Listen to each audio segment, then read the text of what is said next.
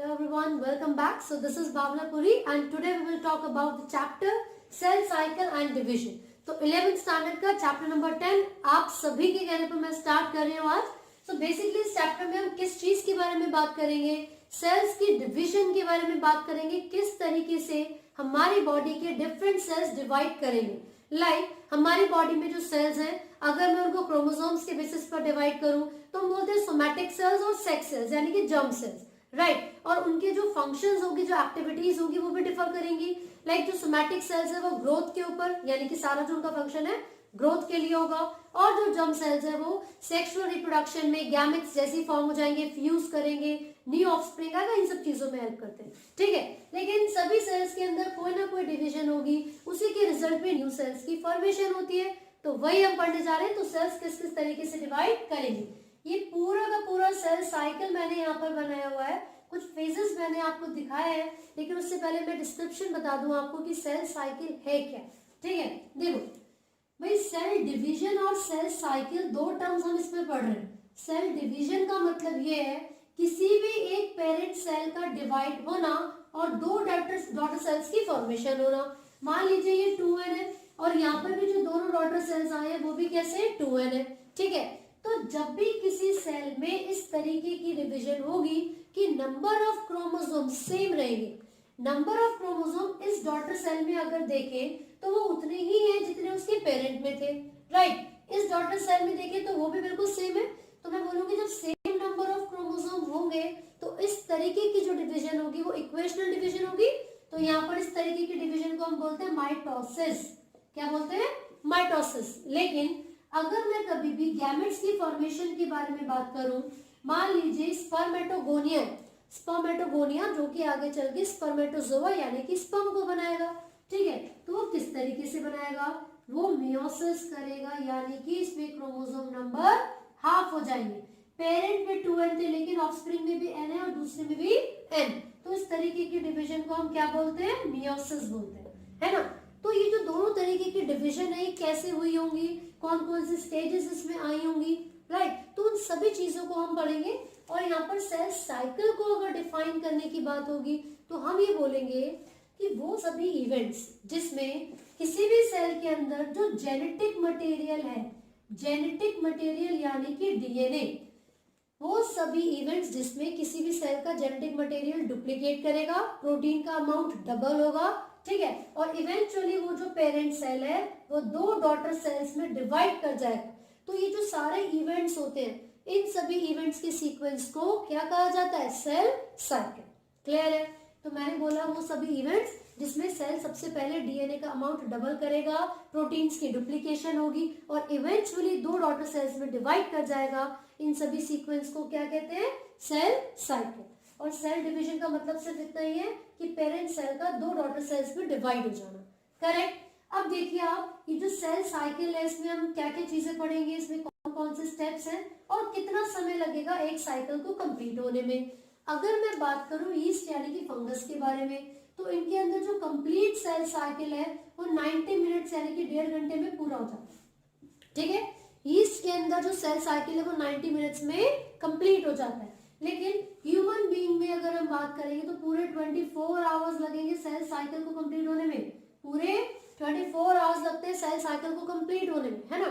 अब ये जो सेल साइकिल है इसके अंदर क्या क्या चीजें आती हैं? देयर आर बेसिकली 2 स्टेजेस जो सेल साइकिल के अंदर आएंगी. एक होता है इंटरफेस. कौन सा? इंटरफेस. और दूसरा होता है एम फेस. एम का मतलब भाई यहाँ पर है माइटोसिस से. एम का मतलब क्या है? माइटोसिस. तो जो दो फेजेस हम यहाँ पर पढ़ रहे हैं, एक है इंटरफेस और दूसरा है एम फेस.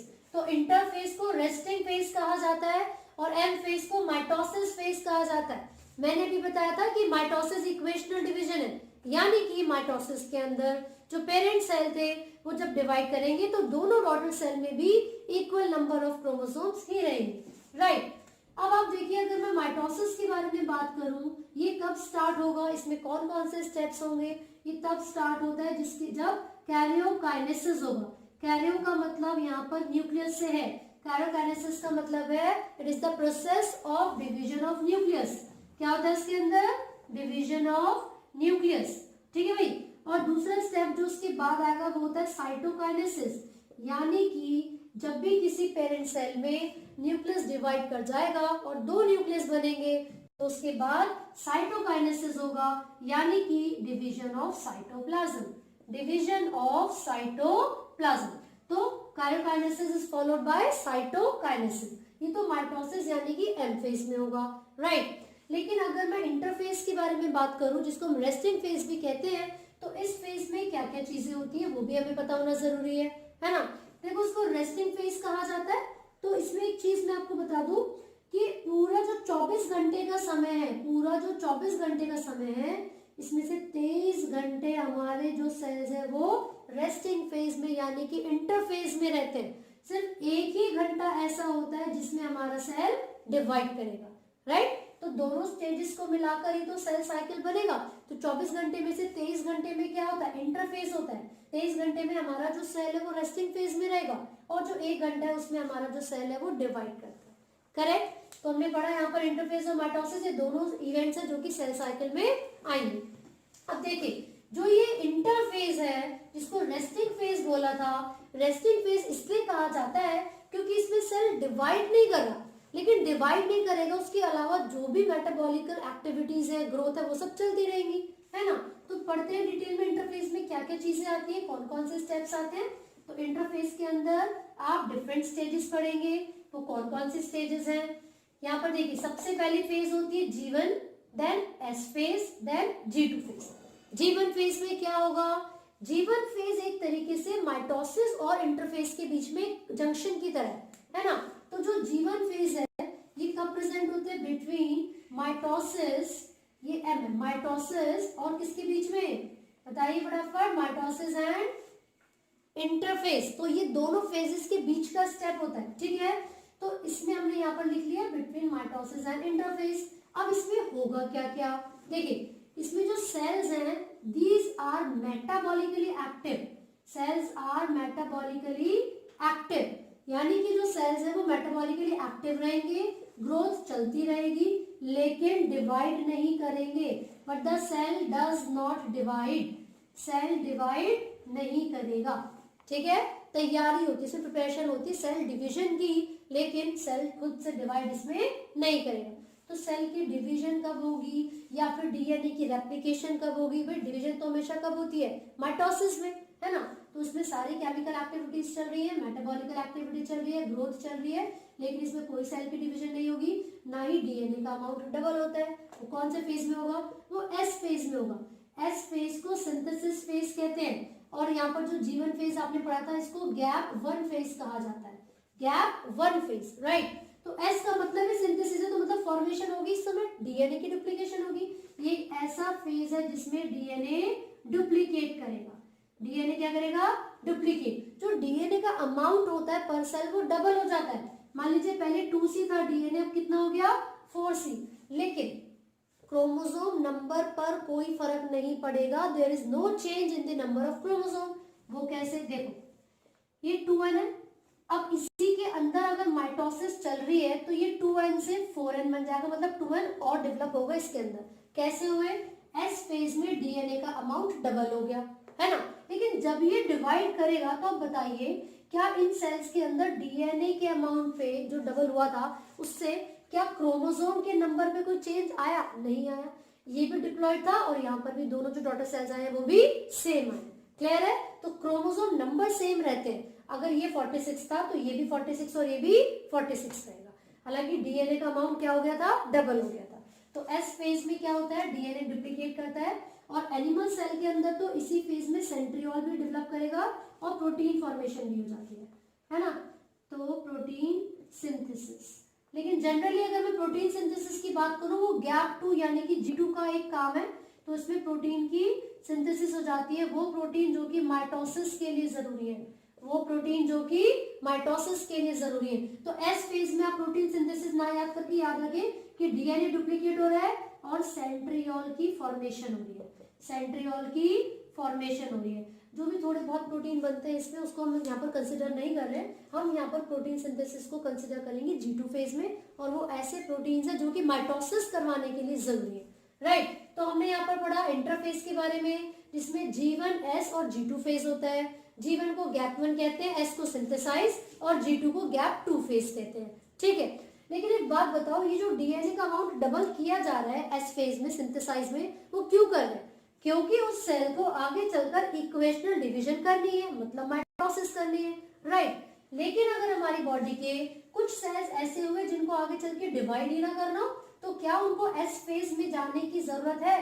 नहीं। तो कुछ सेल्स ऐसे होते हैं जो जीवन फेज को एस्केप करते हैं, ठीक है, जीवन फेज को एग्जिट करते हैं और एक इनएक्टिव स्टेट में चले जाते हैं, जिसको जी नॉट फेज या क्वेश्चन फेज कहा जाता है, ठीक है, जी नॉट फेज या फिर क्वेश्चन फेज कहा जाता है। तो ऐसे कौन से सेल्स है हमारी बॉडी के? हार्ट सेल्स ऐसे होते हैं जो कि फर्दर डिवीजन नहीं करते हैं और एक इनएक्टिव स्टेट में चले जाते हैं, जिसको हम जी नॉट यानी कि क्वेश्चन फेज बोलेंगे, राइट। अब ये हमने इंटरफेज को डिस्कस कर लिया है। Now we will discuss about mitosis यानी कि एम फेज। तो देखिए एम फेज के कुछ स्टेप्स मैंने यहाँ पर लिखे हुए हैं, प्रोफेज, मेटाफेज, एनाफेज और टेलोफेज। ये चारों ही स्टेजेस ऐसी हैं जो माइटोसिस यानी कि एम फेज के अंदर इंक्लूड की जाती है, ठीक है। तो जो माइटोसिस है यानी कि इक्वेशनल डिवीजन, वो कब होगी, कौन कौन से सेल्स में होगी और उसका फायदा क्या है? तो फटाफट से देख लेते हैं। यहाँ पर जो माइटोसिस है इसको इक्वेशनल डिवीजन कहा जाता है। नाम से ही पता चल रहा है कि जो नंबर ऑफ क्रोमोसोम्स होंगे वो चेंज नहीं होंगे, वो इक्वल रहेंगे डॉटर सेल्स में भी, है ना। ये हमारी बॉडी के कौन से सेल्स में होता है? सोमैटिक सेल्स में होता है। नंबर ऑफ क्रोमोसोम्स क्या रहते हैं? Number of chromosomes remain same, number of chromosomes remain same, इसमें क्रोमोसोम नंबर सेम रहते हैं, ठीक है। ये हमारी बॉडी की ग्रोथ करवाने में हेल्प करेगा। प्लांट्स की अगर हम बात करेंगे तो डिफरेंशिएशन में हेल्प करेगा, ठीक है।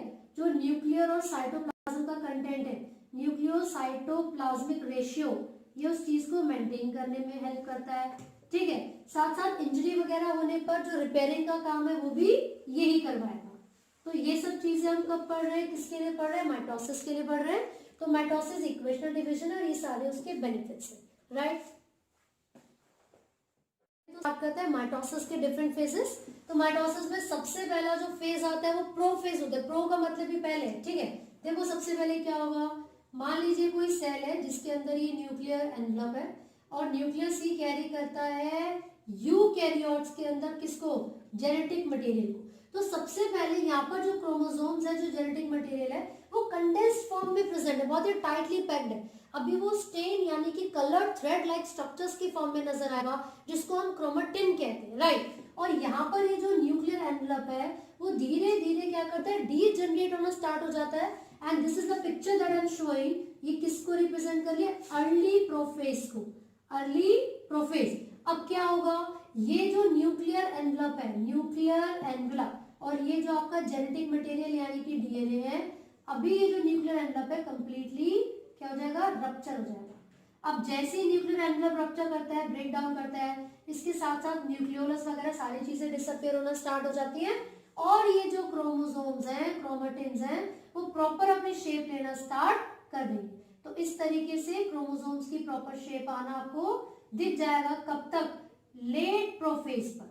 This is late prophase, late prophase. अब धीरे धीरे जो न्यूक्लियर एनवलप है क्या हो जाएगा? फेड होता रहेगा, डिसअपियर होता रहेगा। तो जब ये न्यूक्लियर एनवलप डिसअपियर हो जाएगा तो आप देखोगे यहाँ पर सेंट्रियोल की फॉर्मेशन स्टार्ट हो जाती है, सेंट्रियोल की फॉर्मेशन स्टार्ट हो जाती है ना। सेंट्रोसोम के अंदर ही सेंट्रियोल प्रेजेंट होते हैं जो कार्डवील लाइक अपीयरेंस देते हैं। और इनका मेन फंक्शन क्या है? ये कुछ स्पिंडल फाइबर्स को, प्रोटीन के बने हुए फाइबर्स को, माइक्रोट्यूब्यूल को रिलीज करेंगे। और ये जो प्रोटीन फाइबर है वो आके किससे जुड़ जाते हैं? वो जुड़ जाते हैं क्रोमोसोम से। तो यहाँ पर क्रोमोसोम्स के साथ आगे कौन जुड़ गया है? Spindle fibre. तो इस तरीके से जब माइटोसिस स्टार्ट होती है तो ये जो स्पिंडल फाइबर रिलीज किए हैं, किसने रिलीज किए हैं? सेंट्रोमियर में, ठीक है। वो आके यहाँ पर इस तरीके से जुड़ जाएंगे। तो यहाँ पर देखिए हमने डायग्राम बना लिया है। लेकिन ये जो मेटाफेज है ये अभी शुरू हुआ है। जब मेटाफेज लेट यानी कि खत्म हो रहा होता है तो उस समय तक आते आते ये जितने भी क्रोमोसोम्स हैं वो सेंट्रल प्लेट पर आ जाते हैं, इक्वेटोरियल प्लेट पर आ जाते हैं। तो मैं यहाँ पर इसको बना रही हूँ, जितने भी क्रोमोसोम्स हैं वो कहाँ पर आ गए हैं? इक्वेटोरियल प्लेट पर अरेंज हो चुके हैं, ठीक है। अब क्वेश्चन ये है कि जो सेंट्रियोल ने स्पिंडल फाइबर को रिलीज किया है वो क्रोमोसोम के कौन से पार्ट से जुड़े हुए होंगे? तो एक स्ट्रक्चर, एक डायग्राम में क्रोमोसोम का आपको बनाकर दिखा देती हूँ। देखिए ये एक थ्रेड है, इसको क्रोमेटिड कहते हैं, ये दूसरा थ्रेड है, इसको भी क्रोमेटिड कहेंगे। एक ही क्रोमोसोम की जो दो क्रोमेटिड्स होती हैं उनको सिस्टर क्रोमेटिड्स कहा जाता है। ये दोनों एक दूसरे से जिस पॉइंट पर आके जुड़ी हुई हैं उस पॉइंट को कहते हैं सेंट्रोमेयर। उस पॉइंट को क्या कहते हैं? सेंट्रोमेयर। और यहाँ पर सेंट्रोमेयर के साइड में एक डिस्क शेप स्ट्रक्चर होगा, इस डिस्क शेप स्ट्रक्चर को कहा जाएगा काइनेटोकोर। क्या कहते हैं? काइनेटोकोर। तो यहाँ पर ये जो स्पिंडल फाइबर आपने देखे थे वो आके काइनेटोकोर से ही जुड़ते हैं। किससे जुड़ते हैं? काइनेटोकोर से। ठीक है भाई, तो ये कौन सा फेज था? ये था मेटाफेज, लेट मेटाफेज। इसकी क्या खासियत है? इसमें आप बताओगे जो ये सेंट्रियोल्स है इनकी फॉर्मेशन हो जाती है, स्पिंडल फाइबर रिलीज हो जाते हैं और जितने भी क्रोमोसोम्स हैं वो इक्वेटोरियल प्लेट्स पर आकर अरेंज हो जाते हैं। ये मेटाफेज की खासियत है। ठीक है, फिर आपने देखा क्रोमोसोम का स्ट्रक्चर कैसा होता है, सेंट्रोमेयर और काइनेटोकोर। साथ साथ इसके ऊपर एक सेकेंडरी कंस्ट्रक्शन होती है जिसको हम सैटेलाइट डीएनए इसके ऊपर प्रेजेंट होता है, इसको कहते हैं satellite DNA. This is secondary constriction. पहली कंस्ट्रक्शन कौन सी थी? सेंट्रोमेयर। और ये क्या है? Satellite DNA. ठीक है भाई, ये चैप्टर नंबर 8 में है आपकी, है ना, 11th स्टैंडर्ड की चैप्टर नंबर 8 में सबसे लास्ट में क्रोमोसोम्स के स्ट्रक्चर गिवन। तो हमने यहाँ पर देख लिया भैया क्रोमोसोम का स्ट्रक्चर कैसा है। अब ये जितने भी क्रोमोसोम्स मेटाफेज पर अरेंज होंगे, तो मैंने बताया ये एक क्रोमेटिड है, एक धागा, ये दूसरा क्रोमेटिड है, दूसरा धागा। तो ये दोनों जब आपस में जुड़ेंगे तभी तो एक क्रोमोसोम बनेगा। तो इस तरीके से पूरे के पूरे 46 क्रोमोसोम इक्वेटोरियल प्लेट पर अरेंज हो चुके हैं। सही है, फिर से सुनिए, पूरे के पूरे 46 क्रोमोसोम सेंट्रल प्लेट पर, इक्वेटोरियल प्लेट पर अरेंज हो गए। हर एक क्रोमोसोम में 2 क्रोमेटिड्स हैं, है ना, तो 46 क्रोमोसोम है, तो 46 क्रोमेटिड ऊपर और 46 क्रोमेटिड नीचे होंगी, राइट। अब जब अगला फेज आता है तो उसमें क्रोमेटिड्स सेपरेट हो जाती है। क्या सेपरेट हो जाती है? Chromatids, chromatids separate. तो यहाँ पर ये एनाफेज होता है जिसमें क्रोमेटिड्स सेपरेट हो जाती हैं और ऑपोजिट पोल्स पर चली जाएंगी। ठीक है भाई, तो इसको फेज को हमने क्या नाम दिया है? एनाफेज। क्लियर है? अब इस फेज तक आते आते जितना भी ये क्रोमोसोम है ये फिर से कंडेंस हो जाएगा, जो न्यूक्लियर एनवेलप है वो रीअपियर हो जाता है, मतलब दोबारा से आ जाता है, और जितने भी सेलुलर कंपोनेंट है, गोल्जी, माइटोकॉन्ड्रिया, सबकी डेवलपमेंट फिर से स्टार्ट हो जाएगी। और यहाँ पर आप देखोगे अगला जो फेज होता है उसमें साइटोकाइनेसिस स्टार्ट हो जाएगी टीलोफेज के साथ साथ। ये देखिए रीअपियर हो गया न्यूक्लियस एनवेलप, साथ ही साथ जेनेटिक मटेरियल कंडेंस्ड हो चुका है। ठीक है, तो ये कौन सा फेज है? टीलोफेज। इस फेज को हम कहते हैं टेलोफेज। ठीक है, अब हम बात करेंगे साइटोकाइनेसिस। साइटोकाइनेसिस का मतलब क्या है? सेल का, साइटोप्लाज्म का डिवाइड होना, है ना। तो एनिमल और प्लांट दोनों ही सेल में जो साइटोकाइनेसिस है वो अलग अलग तरीके से होता है। कैसे? देखिए, एनिमल सेल के अंदर यहाँ से एक फरो बनता है, कैविटी बनती है जो कि सेंटर तक जाकर डीप होती रहती है, सेंटर तक जाकर वो गहरी होती रहेगी, और बाहर से आते हुए जो फरो एक दूसरे के साथ मिलेगी वहां पर ही ये सेल एक दूसरे से सेपरेट हो जाएंगे और 2 डॉटर सेल्स की फॉर्मेशन हो जाती है। ठीक है, ये तो हो गया एनिमल सेल के अंदर। The furrow extends from the periphery to the centre, है ना। लेकिन अगर मैं यहाँ पर प्लांट सेल के बारे में बात करूंगी तो देखिए, प्लांट सेल में सेंटर से एक प्लेट बनना शुरू होती है, इसको सेल प्लेट कहा जाता है, और वो सेल प्लेट बाहर तक एक्सटेंड करेगी, वो बाहर तक जाएगी और वो सेल को 2 डॉटर सेल्स के अंदर डिवाइड कर देती है। तो प्लांट सेल और एनिमल सेल में जो साइटोकाइनेसिस है वो एक दूसरे से डिफर करती है। ये बहुत इंपॉर्टेंट क्वेश्चन बनता है चैप्टर में से। साथ ही साथ कौन सी स्टेज में क्या चीज हो रही है वो आपको पता होना चाहिए, किसमें न्यूक्लियर एनवेलप अपीयर हो रहा है, किसमें डिसअपीयर हो रहा है। और एनाफेज में क्या होता है? क्रोमेटिड्स की सेपरेशन, क्रोमेटिड्स की सेपरेशन, यानी कि 46 क्रोमेटिड्स ऊपर चली गई, 46 क्रोमेटिड्स नीचे। और इसी के साथ साथ अब इंटरफेज स्टार्ट हो जाता है, क्योंकि माइटोसिस के बाद इंटरफेज होता है, और जब इंटरफेज चलेगा तो क्या होगा? डीएनए का अमाउंट डबल हो जाता है, डीएनए का अमाउंट डुप्लीकेट हो जाता है। तो आप खुद सोचो, अभी यहाँ पर क्या प्रेजेंट है? 46 क्रोमेटिड्स प्रेजेंट है, इस तरीके से 46 क्रोमेटिड्स है। तो जब डीएनए का अमाउंट डबल होगा तो 46 और आ जाएगी क्रोमेटिड्स, तो क्या बन गया वो टोटल? 46 क्रोमोसोम। क्लियर है? तो 46 क्रोमोसोम इस डॉटर सेल में और 46 इसमें, और इसी डिवीजन को हम कहते हैं माइटोसिस, यानी कि इक्वेशनल डिवीजन, क्योंकि जो पेरेंट सेल में क्रोमोसोम नंबर थे वही क्रोमोसोम नंबर डॉटर सेल में भी आएंगे। सो आई होप आपको ये टॉपिक समझ में आया, आप यहाँ तक अच्छे से पढ़िए, और अगर कोई भी डाउट है तो आप कमेंट कर सकते हैं। Thank you so much.